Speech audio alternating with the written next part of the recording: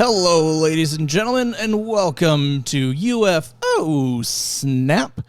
My name is Jake, and of course with me always is Lindsay. Hello. Hello, everybody. Hello, hello. Welcome back. You've made it to episode 3.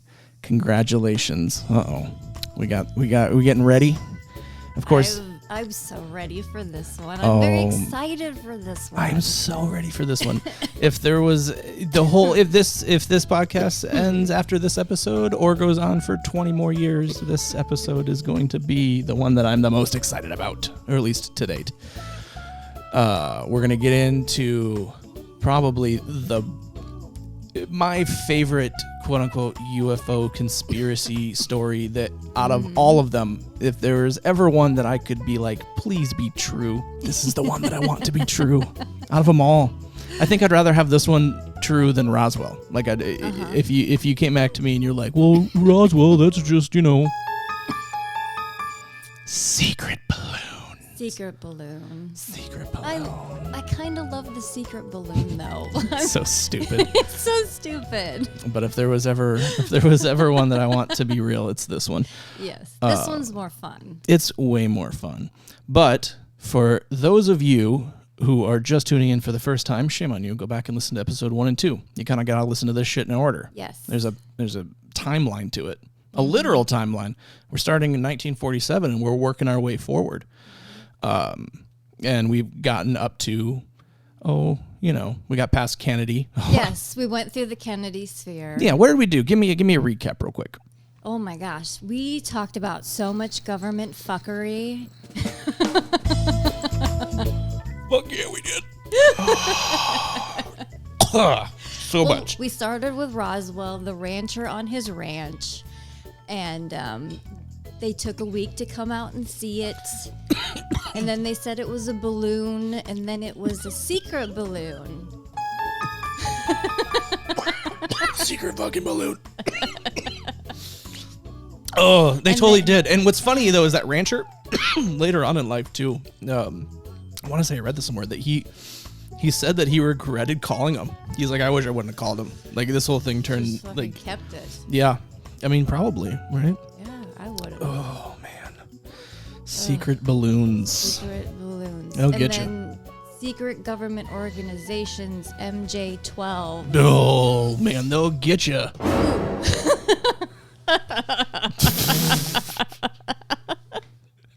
They'll get you every time. Every time. You better watch out. just when you think it's safe to go back into the water, MJ-12's there. MJ-12's there. That's it. You think it's the shark from Jaws? Nope, MJ-12. That was actually what was in those waters. What was in those eyes? Those lifeless eyes, like a doll's eyes. MJ-12. We're gonna need a bigger government. Yeah. So MJ-12. Yeah. Up to, did they kill Kennedy? But there's something. I don't want to get stuck on Kennedy again, but there's something going on. Who did kill Kennedy? So, okay, here's what I don't get. Why is that stuff still classified? Like, what unholiness will it unleash for us to really know? Well, and what's really interesting too, and we'll actually get into this in the story, but did you know that classification, like classified documents, automatically become declassified or unclassified after 25 years? Really? Yeah, unless there's something is some kind of legislation is passed to extend that kind of thing. Not even that. I mean, it's just like unless the documents are specifically marked like not FOIA-able and I see what not you for mean. auto release. Yeah, but that's how like a lot of this stuff gets by because they just do these dumps. They do these dumps, but Yeah. the thing is I'm pretty sure that some of this shit that's been out, about the conspiracy, about UFOs, about aliens, about metamaterial, retrieve things, all that stuff. I'm pretty sure a lot of that stuff got out by accident because it just slipped through the cracks. Yeah. Right? Because like there's evidence out there of things that are it's like we have a presentation, right? This is a real thing that's out there. There's a classified presentation, right? but a couple images or slides from the classified presentation is not classified. So somehow some of those items made its way out because the items themselves are not classified, but the whole presentation stayed in. Right, but we got the pictures. No, that's an oops. Yeah, that's an oopsie. There's a couple examples like that. So yeah, it's very interesting. I wonder how much of that is coming out. I wonder how much of it's going to come out. Every day it seems like we get a little more. If you follow the news, it's crazy times in the world right now. And we'll get you there. Anything is possible right now. Oh my God. Anything is possible. Anything is possible. Oh, it's a crazy time out there in the fucking UFO world. Well, just in the world. Fuck UFO world. Right. In the world, who knows what's going on? Winning. So, can we talk about the 80s? Because people who follow me and stuff know I fucking love 80s movies and 80s action movies. Mm-hmm. Anything to do with the 80s. I just love the time period, the zeitgeist around the 80s. So that's another reason why I'm excited to talk about this, because I think this is very interesting. Very, very interesting. Well, let me tell you a story. Back in the late 1989, all right, so late 80s, there's a little news channel. Actually, they're not that little. They're pretty notable, right? And it's the major news network in Las Vegas, Nevada. Las Vegas. One of my favorite places. I love Vegas. I have a weird love for Vegas, and maybe it has something to do with this. And it seems like everything comes back to Vegas when it comes to UFOs. It really, all roads really do lead back to Las Vegas, and we'll get into why in a few. So back in the late 80s, KLAS News went on to interview a man during their 5 o'clock news hour who was in silhouette, and he claimed to be named Dennis, quote unquote Dennis, who claimed to work at Area 51 at a secret subsection called S4, to which he claimed that he reverse engineered alien craft. More specifically, the propulsion systems of this alien craft. Well, I think in that moment, Dennis or that young reporter at KLAS, none of them had any clue what they just did. That the world... Who they were really talking to? That they were going to open a whirlwind that would turn everything on its head. Crazy shit. But hold on. Hold on. We got to back up. All right. We got to back up. We got to get a little, we got to go back just a little bit more. Okay. So let's start with that little, not little, but let's start with that young reporter, guy named George Knapp. Okay. Up and coming reporter. Did lots of stories, investigative reporter, busted criminals. You got to imagine if you're an investigative journalist in Las Vegas, you have no shortage of crazy stories to fucking cover. Hard-boiled dude. Said that he had, he had ties into the mob, ran mob stories, just has a countless supply of Peabodys and Emmys and all kinds of stuff. Just through and through, a legitimate journalist, and still is to this day. Well, there was a man by the name of John Lear.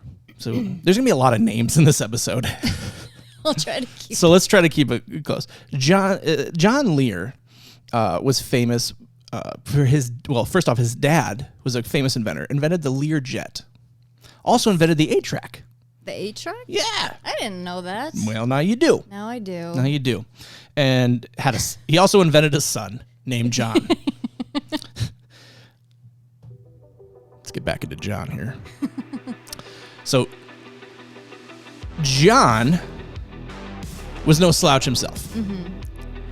John went on to be a test pilot for the CIA, flew many test aircraft, had a little stint he tried in politics, but what he was really known for was being a crazy fucker who was just way into these UFO claims. Way into it, right? Well, John had himself a bit of a notable reputation with KLAS, okay? He had some credibility because he would bring them outlandish things that turned out to be true about this little test site up at Groom Lake called Area 51. Now, at this point, people knew that Area 51, that there was like something going on up there in Vegas in that area, but they didn't know exactly what was going on, right? No. They just knew that there was like a test site and strange things were happening. Well, so... Very hush-hush. Very hush-hush. Well, Lear would come in, and he had like photos up close of the base. And he's like, look at this. There's a lot happening than just a little airstrip and a little test thing. There's some stuff going on. And like he would bring in like photos of like test aircraft before they were released, and he, so his claims were proven true, so he had some credibility. Well, one day he came in and went to the managing editor of the news station with all these supposed UFO government files, and he's like, listen, this is what's going on. They're infiltrating us. There's stuff happening. We need to tell the people, blah, blah, blah. And the managing editor was just like, dude, get the fuck out, right? Like, you're insane. Well, being a good, nosy journalist, as George Knapp is, his desk is outside the office, and he's listening to all this stuff. So John Lear walks out, and George Knapp stops him and says, hey, I'll take a look at this stuff. Yeah. If you don't mind. Excuse me. So he's looking through this stuff, and he's like, well, this is kind of interesting. George Knapp had a little 30-minute interview local show bullshit thing that like cable access type of thing. Yeah, very much. It was on their little news, it was like it's 5 a.m. on a Sunday or some crazy thing like that. Yeah. So he's like, well, you want to, like, no one watched it. So he was like, whatever, you want to come on? I need to fill time. Fuck it. Spill your guts. Give me some content. So spilled his guts, told some crazy stories, right, about everything. And he said, he knows a guy who's a physicist that's working out there doing this stuff right now. Okay. Well, it was probably, the phone's lit up. It was a huge segment. So they had John Lear back on again, and,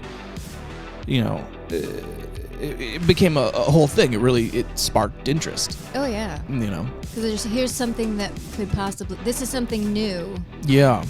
Yeah, but you got to remember, at this time, no one ever even heard of Area 51. Like, not really. No. And definitely not for aliens. Like, not even close.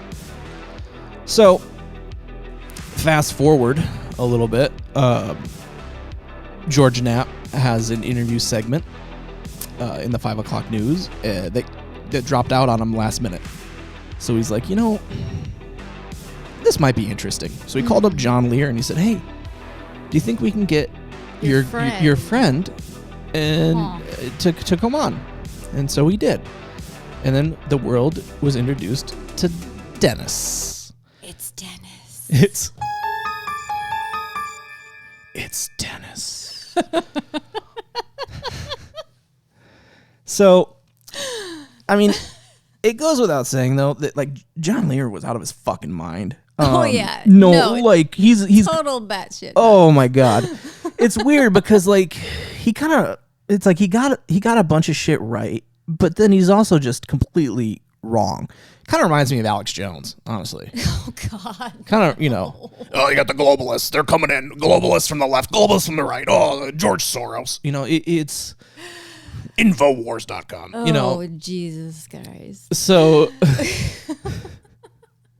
then again, Alex Jones, he said a lot of things that turned out to be true. The problem with Alex Jones is he said some big things that turned out to be bullshit, and now he lost $1 billion. But I digress. So Dennis probably was one of the biggest, like, watch segments in history so far of KLAS. Like, it was the most received, most insane. Phone lines lit up, people calling in. Holy hell, what the shit, Jesus Lord. all of it. You know what I mean? Well, so George is like, we need to dig into this. So we started digging into this. And obviously Dennis is not the real name. The real name is a gentleman by the name of Bob Lazar. Well, so George Knapp was like, he's an investigative journalist. So he started taking Lazar's claims, and he recorded just hours and hours of him talking, telling his whole story, which we'll get into. And what he really came out to find is it sounded kind of believable. And there was a lot of weird things, a lot of coincidences, a lot of weird things. And as we'll get into, the farther, the closer you get from him then to now, shit that he said then turned out to be true years later. But that wasn't at the time. So, let's go back. Bob Lazar has a couple degrees. He's a physicist. He worked for Los Alamos National Laboratory. Okay, as a jet propulsion physicist. He also worked on some nuclear shit a bunch of different things. Well, he was kind of a weird guy. All right, there's so many layers to Bob Lazar, and but he was really into going fast. Okay, he put a jet engine in a Honda. Okay, I'm not shitting you. And this was his daily driver. He drove this thing to work. Had a jet engine on the back of his fucking Honda. Oh my god. I wish I would have had that. I'll find the video. Actually, I'll at the end I'll tell you how you can see it. So he did all this crazy shit. He had a jet-powered dragster. He was really into that. He put fucking a jet little rocket on a bike. Right. My dad and his friend one time built a jet engine. Yeah. My dad and his friend Otis, who lived down the street. The guy Otis was brilliant. He would machine his own parts for things, stuff like that. Right. The guy was a genius. Had a 1/6 model train running around his house that he built. One was a steam engine, one was an electric engine. He constructed all of this. And him and my dad built a jet engine. And the first time they fired that thing up, it shot flames 15 feet in the air and scared the neighborhood half to death on a Sunday afternoon. On Sunday afternoon. They would have got along with Bob Lazar. Oh, this, definitely. that's the shit that he was doing. Oh, yes. Yeah, but did they have a particle accelerator in their bedroom? Otis might have. I have no idea. I didn't see it at home. Well, Bob Lazar did. He was way into this stuff, right? And so he's working at Los Alamos National Laboratory, and because the question is, okay, how do you get from Los Alamos National Laboratory, right, to working at Area 51? Yeah. Where's that jump at? How do you do that? Well, while he was working at Los Alamos National Laboratory, okay, and for this Honda, the Los Alamos local newspaper did a story on Bob. And on there it said, Los Alamos physicist Lazar makes jet car. And there's a picture of his jet car on the front page of the newspaper and shit, right? So,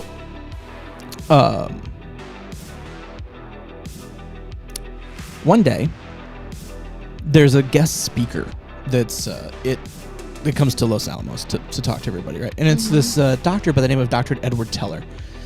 Now, Dr. Edward Teller got Bob Lazar really excited that he was there because this guy is known as the father, if you will, of the hydrogen bomb. Okay. He's the guy that kind of created the hydrogen bomb. He's also a scientific consultant to the last 5 or 6 presidents. Well, So he was there lecturing, right? And coincidentally, at the same time, Bob's picture was on the front page of the newspaper. Well, Bob, before the lecture and everything, was walking that way, and he sees this professor standing there, reading the newspaper article about him. Oh. Right? With his picture, jet car. with his jet car. Yeah. So he walks up to him and he says, introduces himself. Hey, I'm Bob Lazar. You're reading about my car. Like that's, and so they talk for a little bit and whatnot and exchange pleasantries. That would be such a wonderful feeling. Wouldn't it? Like you meet someone that you have so much respect for and you see them and they're reading something about you. Yes. And interested in something about you. How fucking mind-blowing would that be? Wouldn't that be awesome? Like, it'd be like, I don't know, like me walking up and seeing like, I guess Bob Lazar reading a paper about me. Yeah. Just, they're excited about Bob Lazar too. So. It would give you such an in, Oh, God. Ice instantly broken. Yeah, see? They're like, let's do it. So he walks over, he talks to the guy, they exchange pleasantries, they go on their separate ways, the guy goes and lectures. Bob, watch the lecture, there's the whole thing, blah, blah, blah, and they go their separate ways. Well, fast forward, Bob's married at this point, right? And him and his wife opened this little photo developing business. Okay. Because this is back in the 80s, right? So Oh, yeah. The Instamat shit. gotta have it. So All over the place. So they opened that, and that's going okay. And then a crazy turn of events happened where somehow Bob and his wife go to Vegas and somehow become investors in a legal brothel.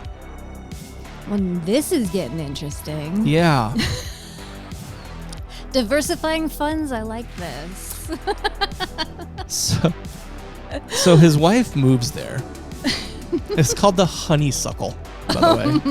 In case you want to know. Oh my God. The Honeysuckle. And so Bob...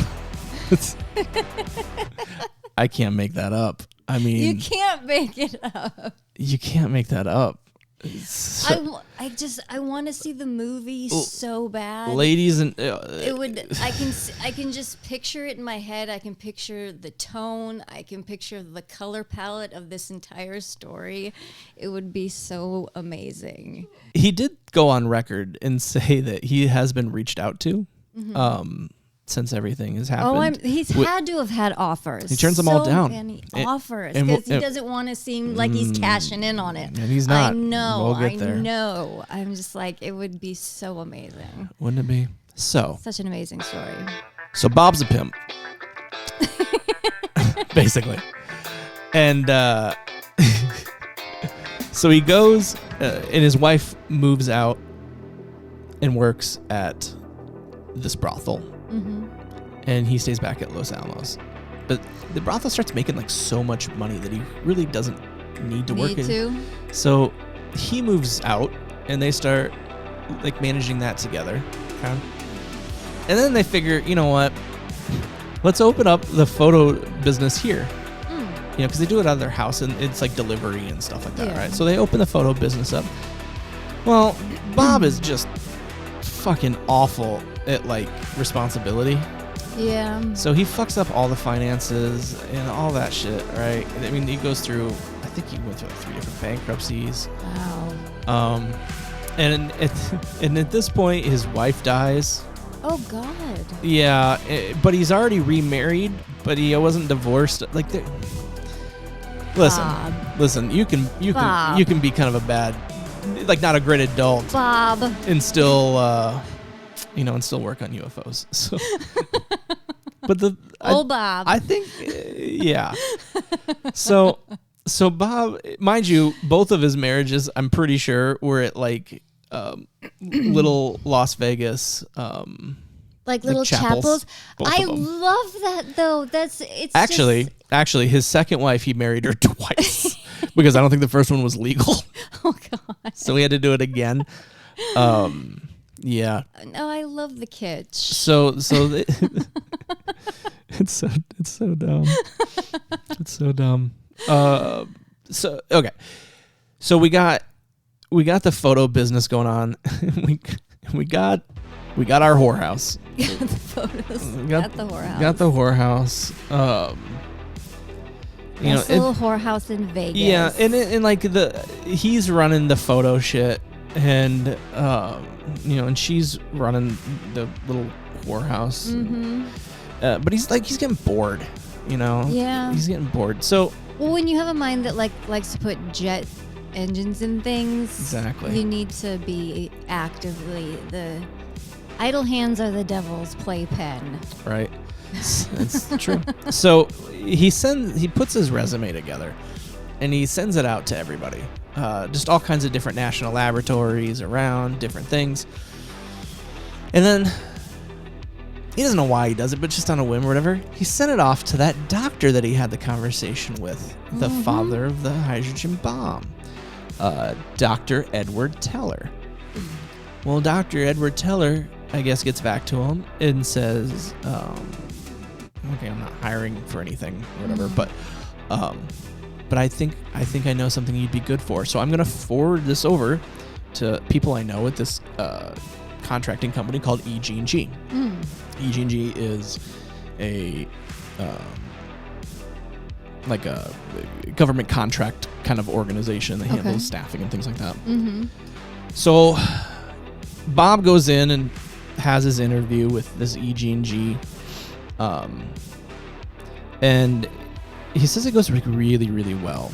Mm-hmm. Now, from what everybody says, Bob is a pretty humble guy, but for some reason, he really felt good about this interview. He's like, I was answering questions that I know they didn't think I'd have answers to. Mm-hmm. And he's like, and they asked me a lot about my personal life, like what I do outside of work, the jet stuff and his interests. The interests, big time.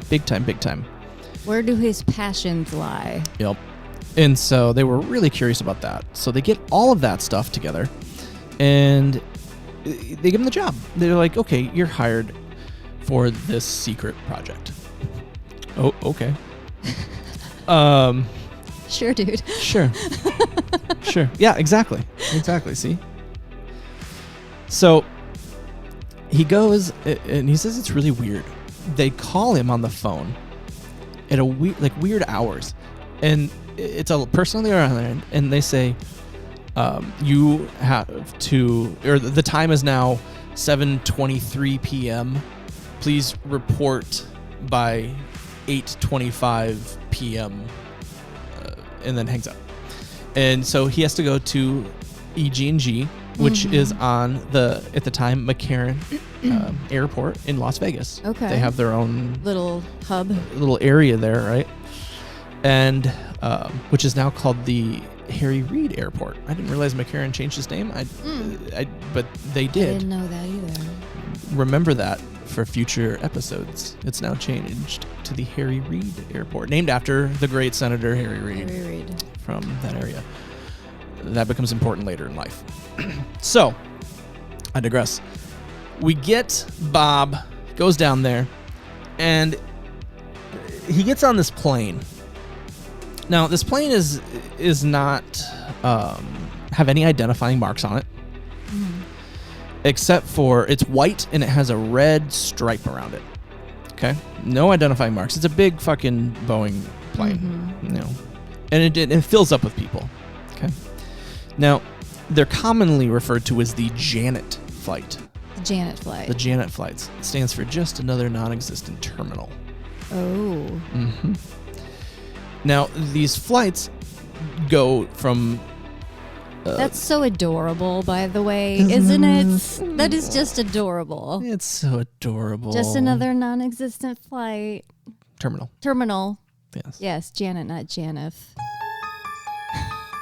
Janet flights.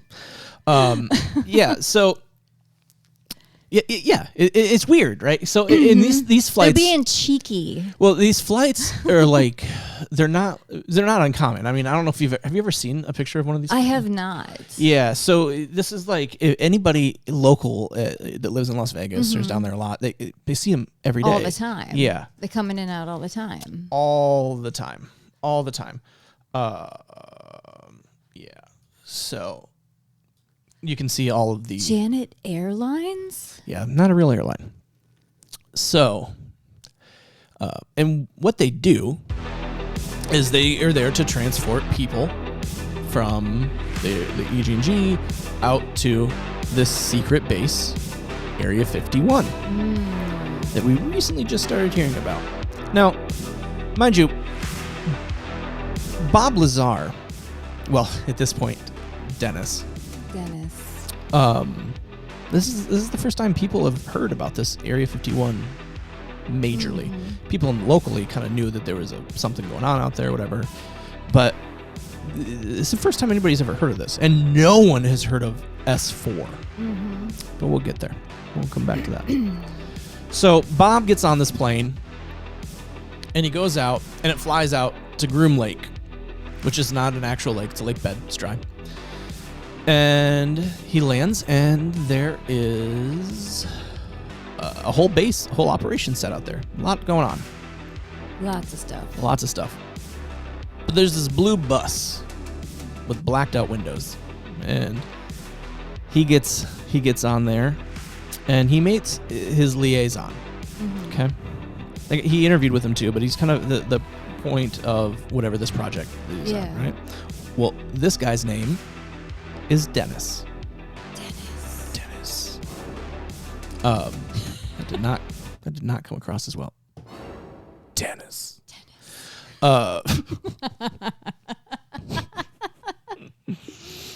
Dennis. I should have had like Dennis the Menace music. Dennis the Menace. Dennis. Just Walter Matthau screaming the name Dennis. Dennis. Oh man, Walter Matthau. If y'all haven't seen Grumpy Old Men, you're missing out on a classic. Holy shit. Burgess Meredith in those movies is the funniest shit. Yeah, he played the Riddler in the 60s, kids. My favorite line of his in either of those movies is when Daryl Hannah gets worried because their little girl swallowed a quarter. And Burgess Meredith goes, if she craps out 2 dimes and a nickel, start worrying. Yeah, that's a good one. My favorite Meredith. Okay, fuck, it's so good. Well, my favorite line is when Jack Lemmon's talking to him and telling him about this new girl, and he's like, does she have thick thighs? And he's like, no. And he's like, no? Then what's the problem? When I was your age, I laid half the pipe in Wabasha. That's probably my favorite. Oh, Burgess Meredith, rest in peace. Rest in peace. So funny. So Bob gets on this bus with this guy Dennis, and they go out a couple miles down south of Groom Lake to another place. It's called Papoose Lake. Papoose Lake, another dry lake bed. And carved into the side of the mountain is like a whole facility that you never would know is there. Jesus. Including like big bay doors, you know, loading stuff in and out. Huge like dock doors. Right? Gosh, okay. Like 9 of them. Whoa. Yeah. So he goes in, and he says he's filling out paperwork. Right, day one. He says it's all just paperwork, and he's given these documents to read. Right, these briefing overviews, and he starts reading them. And okay. Sorry, I have to interrupt one more time. At what you're Bob. You're Bob. You're starting a new job. You don't know any of this is coming. At what point do you start asking yourself the question, what the fuck did I sign up for? So, great point. What am I getting myself into here? So here's the reason that didn't happen. All right, great question. And the answer is, if this was his first thing, then I understand, right? But he worked forever at Los Alamos National Laboratory on government projects. Completely new to him. No, none of this is completely new. Like he is very well aware of weird hours, weird places, NDAs. Because these aren't red flags to him. Not at all. He has worked on many government nuclear test projects. He understands levels of security, et cetera, et cetera. Yeah. So he already had a security clearance level at this point. You know what I mean? So So none of this was red flagging him. Okay. Because he's already been through all this weird government fuckery. Yeah, exactly. This isn't his first rodeo. Yeah. The fuckery. Yeah. He hates the fuckery. You hate the fuckery? No. All right. You didn't want to talk. Okay. Yeah. So great question. But yeah, no, none of this was a red flag to him whatsoever. This was just business as usual. Mm-hmm. So while they gave him these documents to read, okay, and while they did that, they upgraded his security clearance to a level that he called majestic. Like Majestic 12. Like Majestic 12. Which comes to a really interesting point about security clearances, okay? So what I think is really weird is look at this shit. Hey. Yeah. Okay. So what we're looking at, kids, and I'll post a link to this in the notes, is a list of security clearances and that goes to as level as we know, and then maybe some levels higher that maybe we didn't realize were there. There are so many levels. There are so many levels, okay? Now you got your restricted, confidential, secret, top secret. Yeah, and you know, living in the world today, we all kind of, I guess, assumed top secret was like the top. It's not even... Val Kilmer was top secret. Fuck, not even close. No. It's not even close. Nope. So it goes even farther than that. There's special compartmentalized information. There's unacknowledged special access programs. And then you have different levels of top secret, levels of crypto, they call it. I mean, the president, apparently it goes through 1 to 28, and the president's only 17. And then above that, you get some really crazy stuff. And do you think there's like some ZD-27s out there that think they're like at the top of the game, but they don't even know? I'm gonna say those ZD-27s, they don't even know. I'm gonna say there's top secret crypto level 18s that are right above the president that don't, you know what I mean? Like they don't even know. The president probably, I'm sure they think that they're on top, and it's like there's so many levels above them. So many levels. Well, the top all the way is majestic, which, I mean, come on now, what's going on here? Majestic 12. Hello. Is it a coincidence that the top most level of security clearance is called majestic? Is that a coincidence? I think not. I think not. So, talk about fuckery. Oh, so much fuckery. Yeah.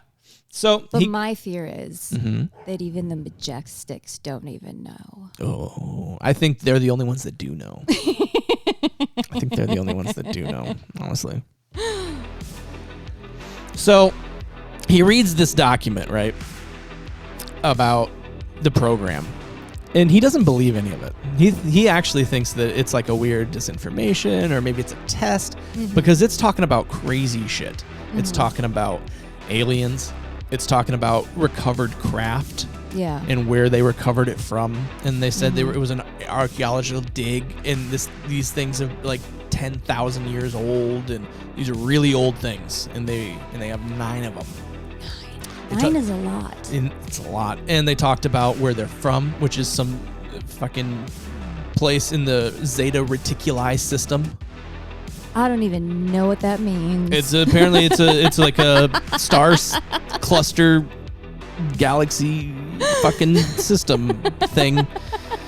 I don't know what that means either. So, but he's just like, okay, whatever, Because mind you, at this point, no one's told him that he's there to fucking do anything with aliens. All right? Like that hasn't entered the picture yet. Hasn't even come in. He's So they're processing his shit.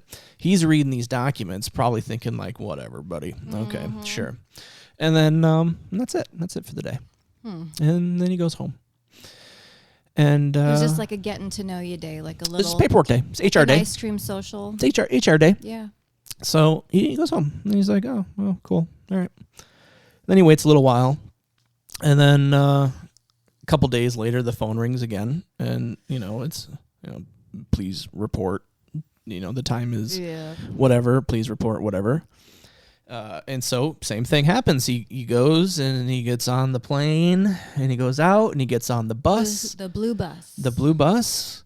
But this time things were a little different. Oh. So this time when he goes out, and they're like, we know you're not backing out now. This time, all those doors are open. So when the bus comes up, instead of going through, like, they have like a security access door. Well, this time they just kind of walk through the hangar door.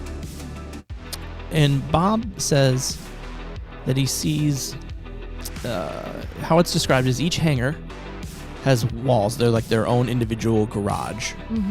And there's like a door in between each hangar that lets you access throughout, right? But they're not wide open to each other. They're doors. It's like I want to picture this very like Ralph M. McQuarrie looking kind of thing. It's probably a little more rudimentary than in my imagination, but for funsies, I'm just thinking very McQuarrie with your descriptions. I think like how hotels have like you can get hotel rooms that have the door between the two different rooms. Yeah. That's how this is. Gotcha. And then so he goes in through the first one, and he sees it, and he describes it as this silver flying, or not flying, but it's sitting there like this silver kind of disc looking thing, and it had an American flag sticker on it. He remembers that, had a decal. That's funny. And he said he looked at it and he says, I remember very specifically saying, oh, well, this makes sense. This is why everybody thinks they're seeing these UFOs. It's our plane. It's a test thing that we have been building into. Well, this makes sense. And like in his head, he's like, oh fuck, this makes sense now. Yeah, everything makes sense. Mystery solved, everyone. Yeah. Thanks So for coming. you fucking idiots, all you stupid fucking idiot faces out there thinking you seeing UFOs and shit. Turns out you're just seeing some spy plane bullshit. Yeah, no, we came up with this. Yeah, we came up with this shit. Ha ha ha. And he goes, this is from our brain. This is our brains.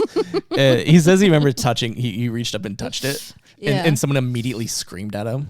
Like in my head, I just picture like some alien kind of like reactionary, like blood curdling scream, like, no, don't touch the thing. Not a like, hey, you get your hand off, get your damn hands off her hey, kind you, of moment. Get your damn hands off her. Yeah. Just like screeching visceral reaction to him like, touching the alien technology. Yeah. No. I think it was more like, fucking don't do that. Beat it, nerd. Or I'll shoot you kind of a thing. Yeah. So, that's so funny. And so they walked him through and they walked him in, and they took him to his like lab area where he's going to work. And that's where he met the other man in his life. Barry. I like Barry. I like Barry. Barry liked Bob. Oh, good. Barry was happy. Barry has been working on this for quite a while, and I should state that by this point Bob has learned that he's there to work on some sort of propulsion engine thing, which makes sense because that's his whole bag, right? Yeah. Is propulsion and engine, and stuff like that. Honda CRX. And that's got to feel good for Barry, that he finally has some help. Well, and also that the help knows what the fuck they're talking about and what they're doing already and doesn't need to be babysitted. Well, Barry had help before. Okay. So there's always... It turns out how this all works, according to Bob, is awfully... And what they do is everything's really compartmentalized, and no one's allowed to talk to other people. So you had one like pair working on metallurgy, and one hand can't know what the other hand is doing at all. And even on this level, right? So like the people that are working on electrical can't talk to the people that are working on what the craft's made out of, who can't talk to, the people that the linguistics or propulsion for that matter, or, any of this. And it's really frustrating because these all like, you really need to talk to each other. That's how science progresses. Yeah. And it really frustrated Bob. Yeah. Collaborative thinking, brainstorming. Yep. Is so productive. Yep. And so times. it really frustrated Bob. That being said, Barry definitely had somebody before Bob got there. And we'll get to why Bob's there. So Bob comes in and meets Barry, and at this point, keep in mind, Bob has read documents that state that this shit is UFOs, like they're alien craft. You know what I mean? It was all in this briefing. It talked about everything. And he didn't, he's a rational guy. He was like, bullshit, Yeah. And then when he saw the aircraft, or the craft, he was like, oh, this makes sense. They're secret fucking, secret planes. Secret planes. Mm-hmm. But they weren't. So he's there, he's talking with this Barry, introducing, and Barry says, come here, you have to see this. Mm-hmm. And he shows him this, he describes it as like, think of a pedestal, and on there is like a dome, half dome, okay? Yeah. And Barry says to Bob, hey, try to touch the dome. Mm-hmm. And he went to go touch the dome, and he couldn't. There was an invisible force pushing back on his hand. Forbidden dome. Forbidden dome.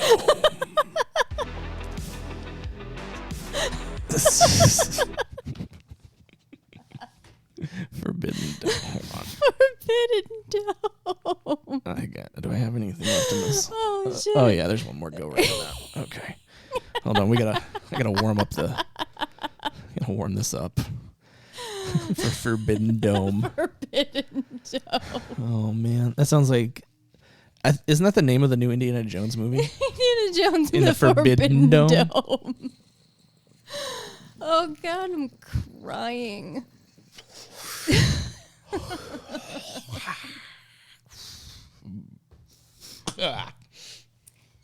Yeah, Forbidden Dome. Forbidden Dome.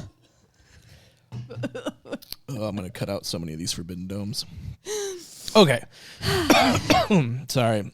For those of you following along, we got lost in the Forbidden Dome. that was your cue to take a hit. If you're playing the U.F.Oh Snap smoke game, right? Because we don't do drinking games here. We do smoke-alongs. We do smoke-alongs. Yeah. That was your cue to take a hit. Oh, fucking hell. Wouldn't that be fun? Well, they should do that. People should do that. Smoke-along with this guy. Yeah. It's so much fun. Listen, anytime you have to do fun and fucking talk about UFOs and be high and stupid. It's so much fun. But you have to do a dab rip every time you hear. Oh, you're going to be so high. Anyways. Where was I? I don't remember where we were. we need to find our way out of the Forbidden Dome. Forbidden Dome. Oh. You went to touch it. So he went to go.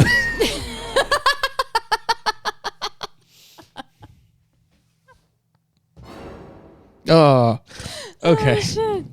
So Barry's like, touch my ball, Bob. And Bob tried with all of his might. He could not. And he couldn't touch his ball. And he described it as like, you ever take two like magnets and you have the like poles and they push away from each other? That's so much fun to do. It's like that but without the magnets. When you have really like powerful magnets, because my dad used to have a shit ton of like really powerful magnets in his classroom, and just trying to force them together with like all of you'd have like two people like each pushing on one, trying to push it together. Yeah, you can. It's just the craziest shit. Well, now imagine doing that without the magnets. Oh. Right. Mm-hmm. So, Bob's like, wait a minute. That's when it clicked in his head. Yeah. We didn't make this. No, this is where, yes, UFO, but this is where alien UFO. Yeah. This is we don't have this technology. This is a gravity generator. This thing is producing its own gravity. It's impossible. Yeah. It's impossible. It defies all laws of physics and our science and everything as we understand it. Yeah. It's not possible. So that's when he was just like, oh shit, okay, it's time to get real. Like, this is legit. So he started working on this thing with Barry to try to, his goal was to figure out how does it work and how they can reproduce it. And they learned a lot. In George Knapp, when he was interviewing Bob, when Bob came forward as Dennis, after the Dennis part, George made a point to really dive into Bob's story, right? So he checked him out, and weird things started happening. But we'll get there. Okay. So, first off, apparently, to what we're talking about, like Barry needing some help. Yes, poor Barry. Apparently, Barry and whoever the help was beforehand tried to cut open one of these reactors while it was active, exploded, and killed the last. This is like on that dinosaur show where they have the dinosaur version of Mr. Wizard, and he keeps exploding his little child assistants, and he keeps, every time it happens, he says, "We're gonna need another Timmy." Are you talking about dinosaurs? Yes, dinosaurs, the TV show. Well, you're like that dinosaur show, and I'm like, dinosaurs? Yes. It's called literally dinosaurs. Yeah, it's on Disney Plus. I think. Yes. Yeah. We're gonna need a new Timmy. That show was great. It was. Did funny. you like? You know, it's funny as a kid. I never realized this, but do you realize that like they were supposed to be like black? No. Yeah, and then like when the baby, because the baby wasn't theirs, it was switched at birth. Like there was a whole line through storyline. Really? Yeah, so that's why the baby doesn't look like the rest of them. You ever notice that? Yeah, it's a white baby. What the fuck? Swear to God, like there's a lot of this subtext in there. I've never heard this before. Go back and watch any one of those episodes through the lens of they're meant to be like a black family, and you'll be like, oh fuck. I'd never had that thought before. We call that your U.F.Oh Snap extra. Oh, conspiracy. Dinosaurs. Oh my God.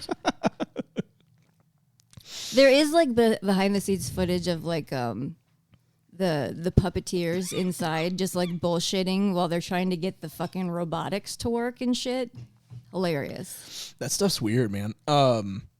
Whenever I think of those full body suit like that puppets, kind of the standard for me was the Ninja Turtle movie.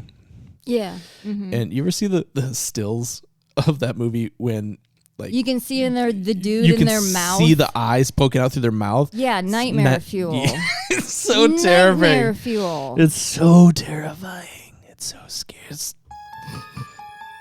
Secret turtle in mouth eyes. Mouth turtle eyes. I don't know.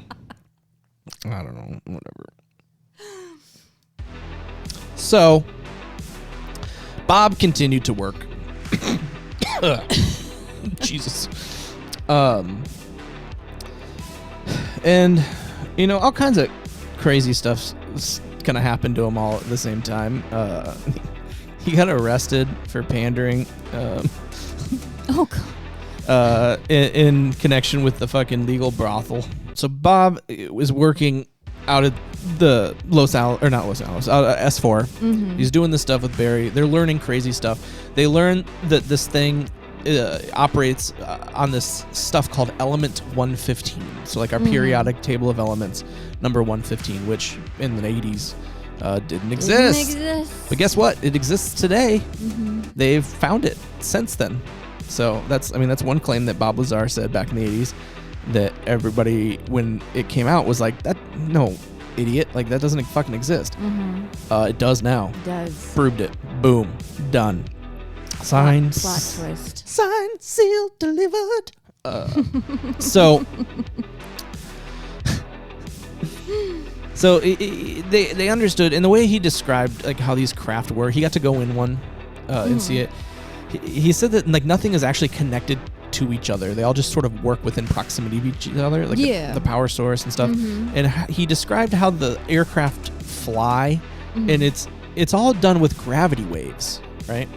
So that was really interesting because back in the 80s, according to science, gravity wasn't waves. As far as everybody knew, gravity were particles pressing us down, right? It was a force, but it wasn't waves. And then Bob was like, this thing works on gravity waves. And they're like, that doesn't exist, that doesn't Bob. And then in 2014, fucking science is like, oh, guess what? Gravity is a wave. Like it's true. Oh, there's number 2. Oh, whoops. There we go. Yeah. I mean, it was impactful as well. Yes, it was. So loud stab. Yes. So there's number 2 for Bob. I mean, so the shit that it ran on, they said it doesn't exist. Oh, it does now. And then he's like, oh, it works because it creates gravity waves. Oh, gravity just starts in a wave. Oh, it is now. Fucking A, Bob. You know, it's madness. So, oh, fuck. So Bob kept some weird hours, you know, because it wasn't. It's not a 9 to 5. Not even close. It is not a 9 to 5. He said that there's times you'd spend, you know, like a week up there. You know, had sleeping places. He said that in some of the national laboratories, it's not uncommon to do like 2 weeks on, 2 weeks, or a week off, 2 weeks on, a week off. Because you're spending so much time. That's a hell of a commute, you know? That's a hell of a commute. Yeah. It is. It really is. So, but the thing is when he signs up to do this, right, and you get apparently this level clearance, you have to give away a few rights. Yeah. That being said, you give away the right to privacy, really. You basically sign away and allow them to wiretap your phones and monitor your shit, right? Yeah. Because you can't be working on these crazy things and have like instability. Okay. No. So they need to. You are a piece of fruit that can be squeezed. Okay. You know what I mean? No. Yes. What? No. People in these situations. This metaphor works. Just let me finish it. Okay. They need to know if there's anything that makes you vulnerable. Yeah. Yes. Is what I'm trying to say. Yeah. You could be squeezed for information. Yep. But you are a possible chink in the armor. I think that's racist, but okay. Oh my God, Jesus Christ.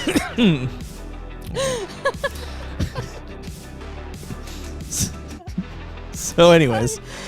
Oh God. So Bob, in between doing apparently his photo business and shit, and because he still was doing that part-time with his new wife, his wife. He's married her twice. So nice, he married her twice. She was bored, right? And she had an interest in flying. So Bob, because he was always at the airport anyways, right? Yeah. Got her flying lessons, right? So she went, did flying lessons and whatever, right? Well, she started to like get suspicious because Bob couldn't tell her what he was doing. No, but it's like, why the fuck are you getting on a plane every day? Where are you going? Who are you with? Why are you're getting on a plane and you're gone for 2 weeks at a time and there's no contact. You can't tell me where you're going or how long you're going to be or for what stretch of time. What are you doing, Bob? What are you doing, Bob? What are you doing, Bob? You getting lucky, Bob? So, unbeknownst to Bob, she started banging her flight instructor. Oh, shit. Oh, fuck. Oh, yeah. Yeah. This story is the gift that keeps on giving. It just keeps on giving. This is going to be a long one, ladies and gentlemen. I hope you're going to buckle in. This is going to be a long one. Bob. So she starts banging her flight instructor. And Bob doesn't know, And, but you know who does know? Dennis. Dennis knows all. Dennis. They know all. And so the thing is that could be an instability. Mm-hmm. So instead of like calling him out, what they do is they just kind of stop calling Bob. They just sort of see if this is really worth it. Yeah, just kind of see. Well, I'll just see what's happening here. Just so they quit calling him in for work. So he's not getting the call, and so days and days and weeks go by, and weeks go by, and so he starts like kind of freaking out a little bit. Yeah, like what happened? What the fuck? And so he goes to his two friends. The one guy's name escapes me, but the other one is John Lear. Mm-hmm. And tells them, so like, hey guys, I just got to tell somebody. Like, I'm working at S4 for the Navy at Area 51, and this is the shit I'm doing. Yeah. And of course they were like, fuck you. Like, no, you're not. And he goes, sure, Bob. Yep, Sure, Bob. Tell us another. Okay, Bob. Okay, Bob. Okay, Bob. Yep. Okay. So what you're telling me, Bobby, baby, booby, what you're telling me is you go and you get on your little plane and you go out into the lake that's not there, the invisible lake, okay? And you get on a blue bus. And you get on the blue bus. Is it a big blue bus? Big blue bus that takes you with no windows. A blacked out window, big blue blush. Blush. Whatever. Fuck you. And then you go down to another dry lake, and you go into a mountain. And then you say, when you're in the mountain, you got the little aircraft, the flying saucers. And there's a forbidden dome. Forbidden dome. Sure, Bob. So you got the forbidden dome, and then you can't touch so you're touching Barry's ball, and then you cut the forbidden thing, and then if you cut it open, you fucking go kaplat. That pretty much got it there. Did I get I think we covered it, yeah. Yeah. So Bob goes, all right, motherfuckers. I'll prove show it. Some shit. I'll prove it to you. Because I know when they do test flying, because they test fly these fuckers. Mm-hmm. And I got the schedule. Turns out they do it on a Wednesday. A Wednesday. They do it on a Wednesday because the traffic is the lightest. So come on and let's go. So they fucking go. And they go out, and Bob takes them where they are, and they say, watch, and sure as shit, they fucking see fucking something flying up and doing some crazy maneuvers and for a little while, and then goes back down, and it's done, and these guys look at him and what the fuck? Bob Lazar is like, are you not entertained?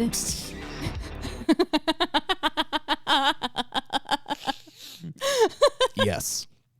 That's exactly this.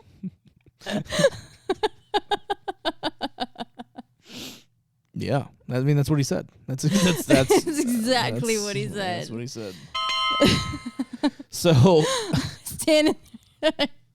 standing there like Russell Crowe. Like what? What? I love it. So naturally, what do you do after you see a bunch of a UFO flying around? And what do you do then? You're gonna fucking tell somebody. No.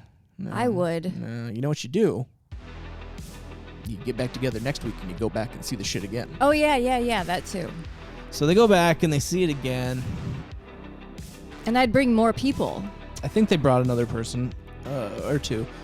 And then it sort of became a thing. And then they go back again, week 3. Mind you, they haven't called Bob to come to work yet, right? So week 3. And Bob admittedly says that they got a little careless. They They made a party of it. They fucking brought RVs out and shit. There's actually video from them being out there. Oh god. Yeah, it's like, I mean, it's really. But I mean, it really is such a festive activity. Let's go fucking look at the fucking UFOs. Yeah. Make it a party. Why not? So they're sitting there, right? And it's pitch black out, right? Obviously, they're not going to have any lights. They don't want, it's just, you can't see your hand in front of you, right? And they sort of hear something as they're waiting for the UFO, right? Kind of in the distance. And then they see this green thing appear. And they see it fall to the ground. And it starts getting closer. And then they realize this night vision scope kind of rolls into frame. And they're like, what? And they look up, and lights kick on, and they're surrounded by fucking guys with guns on them, military. Oh, my God. Fucking trained on them. The dickhead dropped his fucking scope, his night vision scope. Oh, no. Yeah, and it rolled towards them. So they fucking haul these guys in, okay? Would you not, shit your pants? Oh, fuck, yeah. Oh, yeah. Just instant, oh, fuck. Yeah. Allegedly, nothing happened to any of the other people. They fucking must have just scared them enough and let them go on their way. Yeah. But Bob, they had sequestered in a room, your typical, I imagine, would look like a interrogation kind of room. Uh-huh. Well, the door opens and in walks Dennis. Fucking Dennis. And Dennis, like a fucking boss, sits down, looks at Bob, takes his hand, hits fucking play on a tape player that's on the fucking table right there. And Bob sits there and listens to some fucking sexy time phone calls between his wife and her flight instructor. Oh, my God. They fucking... They dropped it. They fucking dropped it. They were like, so this is going on. And Bob's like, uh-oh.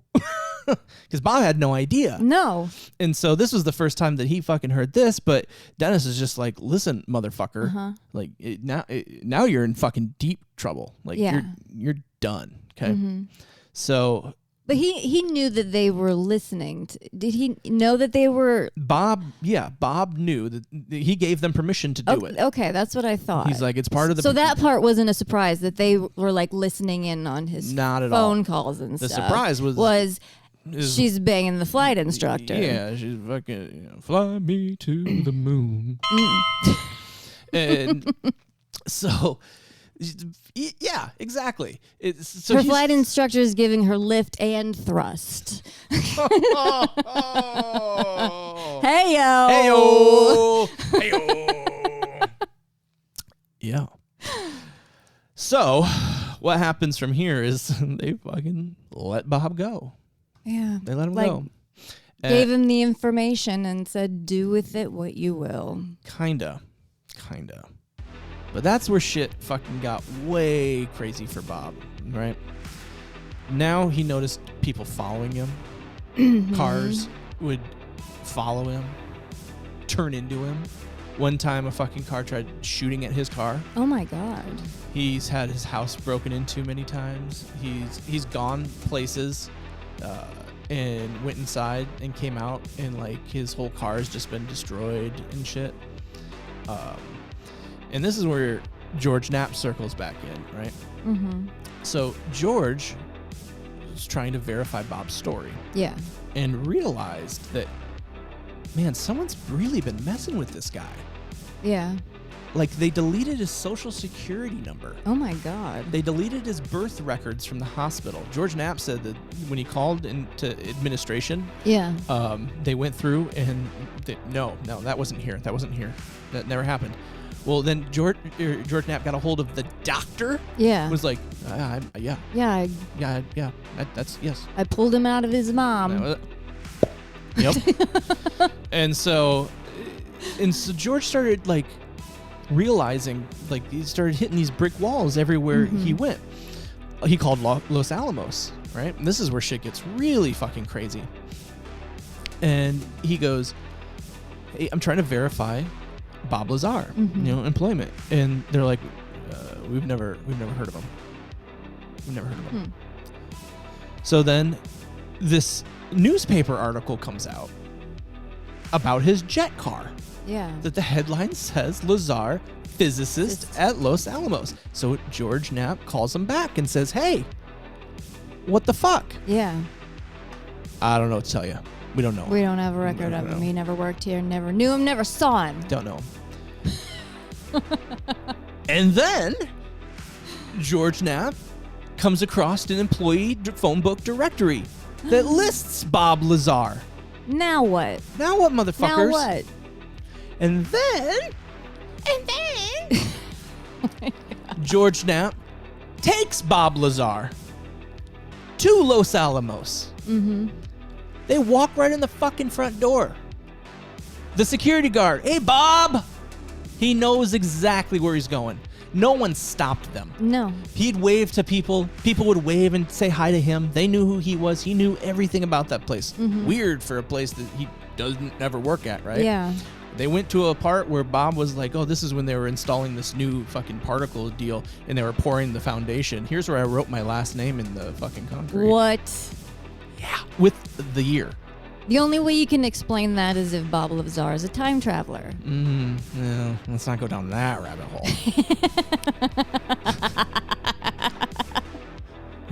We don't need none of that business. No. Although oh god damn it, you're gonna fucking rabbit hole me. I did read a really interesting theory thing that said, and this is done by like physicists, like really smart people, not just like conspiracy people, that said that if in theory how they think time travel would work is you wouldn't be able to actually go back in time. No, just forward. Just forward from the point that time travel was invented. Like you can't go back to a time where there is no time travel. You can only exist within a time that it exists. Yeah. So I see what you're saying. I was like, so that's interesting. So like, that is interesting. You know, but if they invent it today, in 50 years, you can go back to today, but you couldn't go any farther back. No, that because point. then you get Time Cop. Then you get fucking Jean-Claude Van Damme and goddamn Time Cop. Yeah. It'll get you. And Ron Silver is gonna take over the world. That's right. Yes. Time Cop. Ugh. I'm going to watch that movie tonight. I am. I'm going to watch that fucking movie. It's so great. The opening is it's so good. Guy goes back to Civil War times and robs the Confederate gold. So many roundhouse kicks. Good. So many kicks. So good. So cool. Mia Sarah. Oh. Mia Sarah. Have you seen his... God damn it. Have you seen his... Have you seen the Jean-Claude Van Damme Coors Light commercials? Yes. They are so good. They're so good. funny. They are so funny. If you've never seen them... He has such a great sense of humor. Oh. I love his sense of humor. Link in the notes to these. You got to click on it and check them out. They're so funny. He did a whole series of Coors Light commercials. I don't think they were meant to actually air in the U.S. I think it was one of those like... European things. But it's just him in a fucking wearing all jeans, freezing in like the Arctic, talking about. Well, I guess it would be the Rockies, wouldn't it? Yeah, that would make sense. Well, but yeah, the mountains. The mountains. Check it out. It's really, really funny. Now, back to Bob Lazar. So, Bob is now really, really worried for his life. He's fearing for his life, you know? Yeah. I mean, he's had people giving him, threatening activities, break-ins. Parts of his past have been erased. It's been completely erased. His education has been erased. There are tons of different things, right? Mm-hmm. So, at this point, Bob is like freaking out. Mm-hmm. Okay. So that is why he decides to tell his story in the first place as an insurance policy. Yeah. Like that, just to, so that way he'd keep him alive. And I think a lot of that was that John Lear being like, you need to do this. Call their bluff. Yeah. Call him out, do it. And he did. And so after he said that the night that that story ran with Dennis, quote unquote Dennis, he got a phone call. And it was the real Dennis. Mm-hmm. And he said, do you know what we're going to do to you now?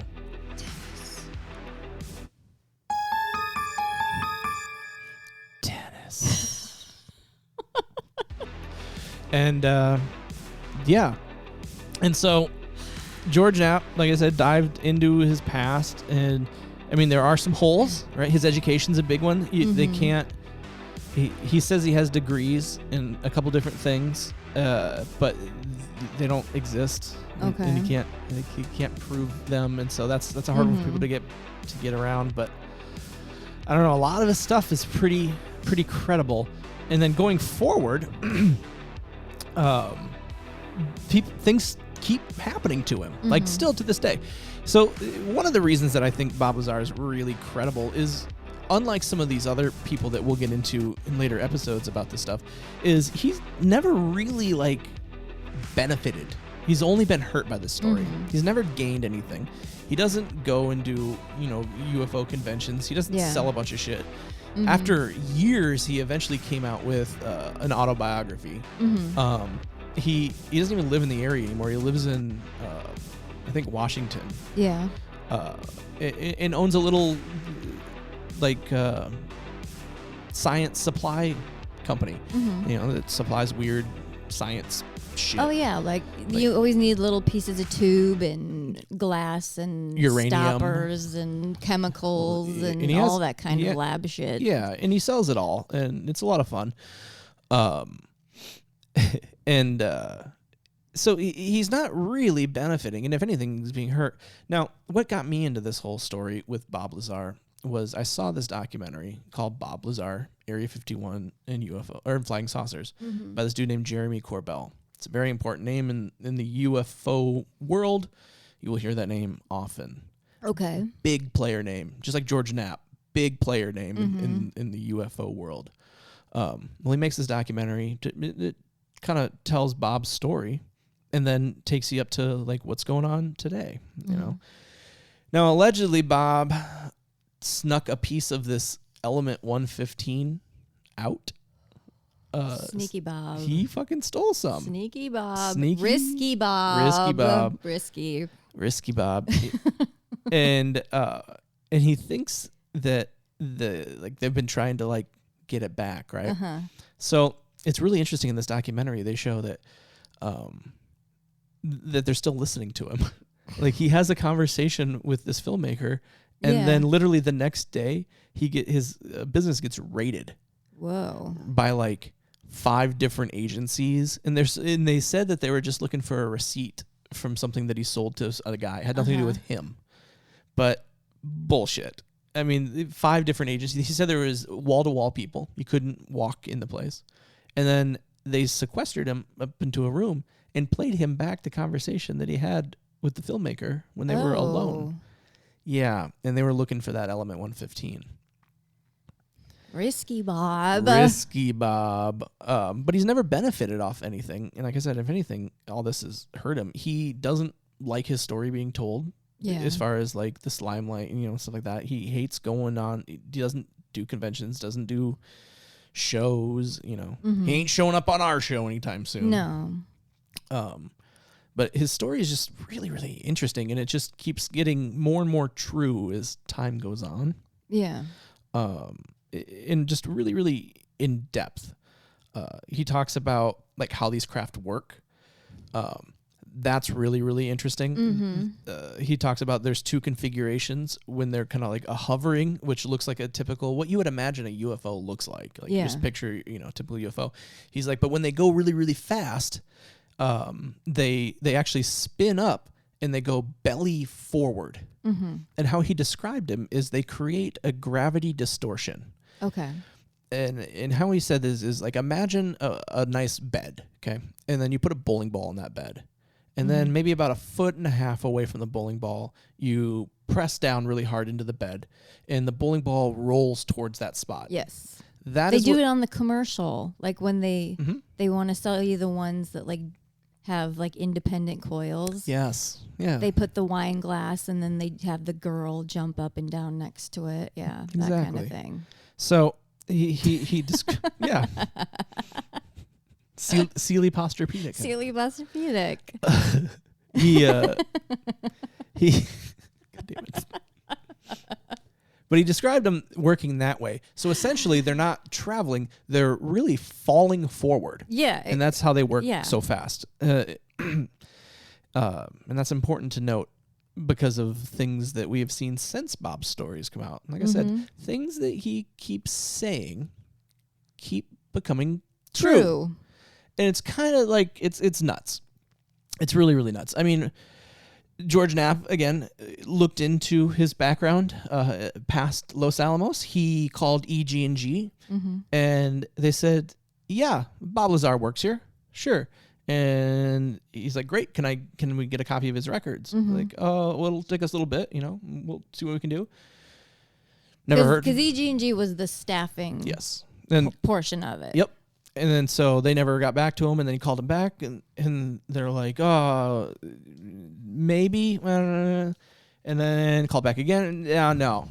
They gave him the runaround. They lied to him, and it really pissed him off. Yeah, because they gave him the runaround, and so that's what sparked his, like, it made him like a vendetta almost, to like, I'm gonna show you motherfuckers, But the more and more that you look into Bob Lazar's story, the crazier and crazier it gets, because of the things that were not true then but are true now. Yeah. And like the knowledge that he had, like that, like S4, right? Like everybody now has heard of Area 51. Once his story came out, everybody and their cousin made a path to Area 51. All the news organizations, Area 51, what the shit, you know? But even today, people don't know what S4 is, right? Well, back then, again, George Knapp, he was all over it, called up Nellis Air Force Base and said, do you guys have an S4? And they said, yeah, we do. Oh. And he's like, well, can you tell me what you guys do there? Nope, it's classified. But it's there. But it's there. But it's there. But if you call now, they say no. They'll deny it. But they didn't then. So, Bob Lazar's, it's a crazy, crazy story. I really recommend that everybody goes and checks out that Jeremy Corbell documentary, Bob Lazar, Area 51 and Flying Saucers. It's free on YouTube. Yeah. So, I mean, definitely check it out. It's, if you can get over the Mickey Rourke fucking voiceover. Oh, yeah, shit. you warned. Oh, yeah, because this is the one that I watched. You had me watch, and you warned me about that, and it was distracting from the story. Yeah, I don't know. This moment right here, I'm probably gonna regret, because Jeremy Corbell will listen and be like, "I'm not gonna do their fucking show." He's bashing Mickey Rourke, but all the love to Jeremy Corbell. I really like. It's a really great documentary. It's just Mickey Rourke's weird flex. Yeah. But I really recommend everybody check that out. Bob Lazar's story just keeps getting more and more in depth, gets more and more crazy as time goes on. More and more of it just becomes more and more true, which is just really, really nutty. I don't know.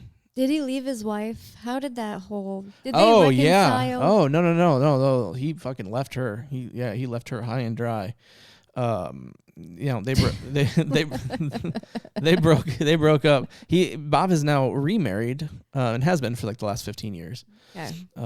15 plus. I think it's 15 plus years. And good for you, Bob. Yeah, he lives happily ever after, up and doing his thing. I have a really cool Bob Lazar poster that you can.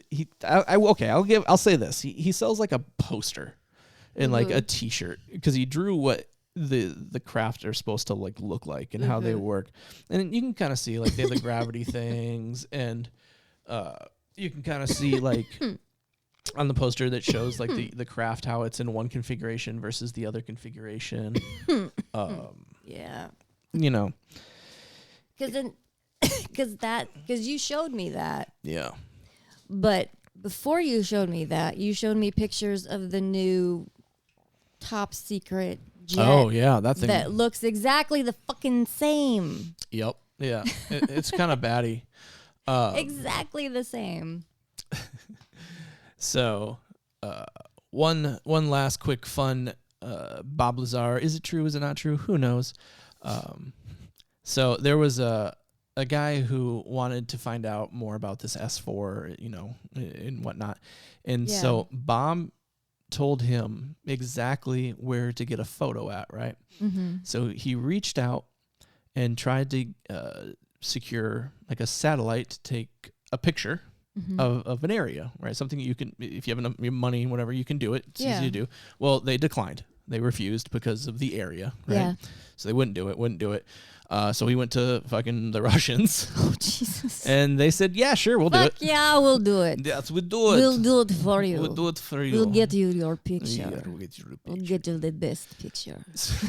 So Bob told him exactly where, but he also told him exactly when to get a picture for S4. That right? is important. And I'm going to include this in the show notes. Is this so that the doors are open? No, but look at this. No, I would think that would have been like very cinematic. Like, Oh no, even better. Told him exactly when to take the picture, and it captured something floating right above. They captured. This is legit. This is not Photoshop. This is, and what we're looking at is a picture taken from up above, a satellite image.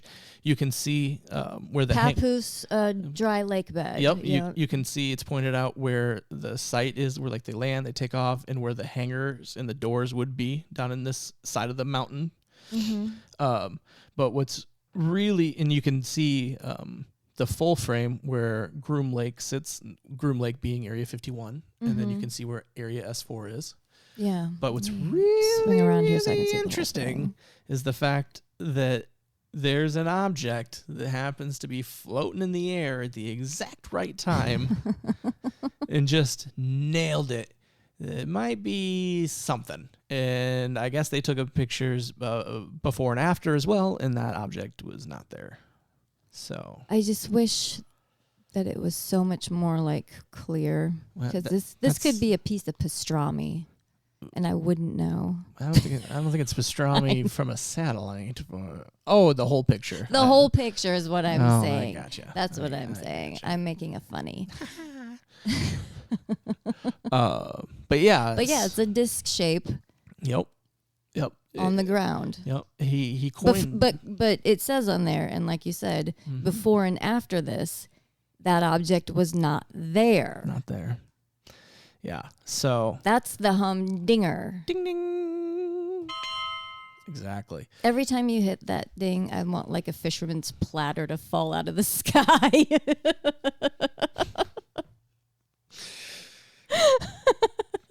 All right. Just a shrimp basket. Can I get more cocktail sauce? If I could get. It's making me think of the Long John Silver. It's just. Oh my God, Long John Fisherman's Silver's. Friday. Long John Silver's where the shrimp tastes like the fish and the fish tastes like the chicken. You don't know what you're eating. It all tastes the same. It's a glistening white meat of some kind. Yep, and then there's always like, did you know hush puppies aren't supposed to be that dark? Yeah, I don't know if y'all knew that. They're not supposed to be that brown. Like they're not. Like those are burnt. Those are burnt, and they're gross. That place is gross. And if you really want Cheddar Bay biscuits that bad, they sell the mix now. Well, that's a different place altogether. Ah, Yeah, that's Red Lobster. Red Lobster. Yeah, no, Red Lobster's much better than Long John Silver's. It is. Ugh. Ugh. But it's like, okay, I have a serious question about this. A very serious question. About Long John Silver's? Yes, because it kind of haunts me. Okay. I never see anyone eating at a Long John Silver's. Ever. I don't see it. How is that company still in business? Long John Silver's. I don't know. I mean, they combined with A&W, That's true, they did. so maybe. And A&W is a classic. Yeah, I don't know. But I'm just like, Long John Silver's.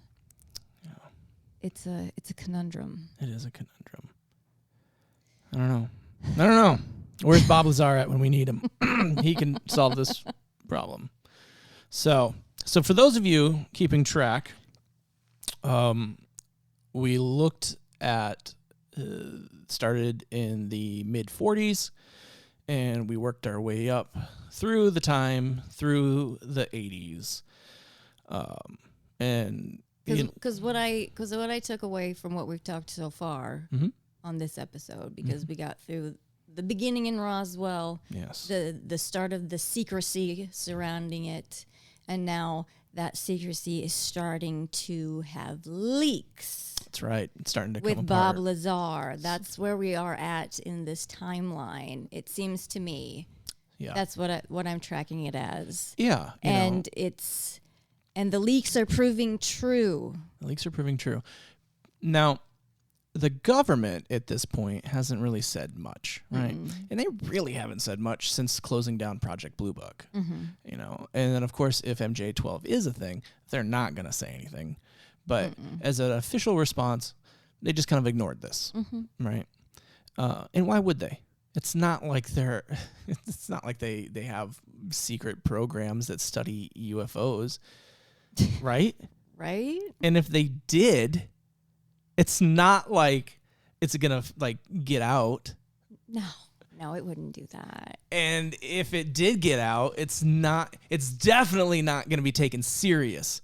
Like Who would take that seriously? definitely not the New York Times. Oh. That's right. Thank you for hanging out with us on this episode. I hope you've enjoyed it. Please do me a huge favor and visit all of our socials and like them and love them and comment and let us know what you like and what you don't like and all that stuff. We want to hear from you. And hey, if you got yourself a UFO situation or an encounter or a story, let us know. Send it to us. DM us. Dropping them Love to hear about it. Dropping them DMs, girl or boy or girl boy. We don't discriminate. All are welcome. All are welcome. So, thanks for joining us. I'm Jake. I'm Lindsay. Stay elevated, my friends. Bye!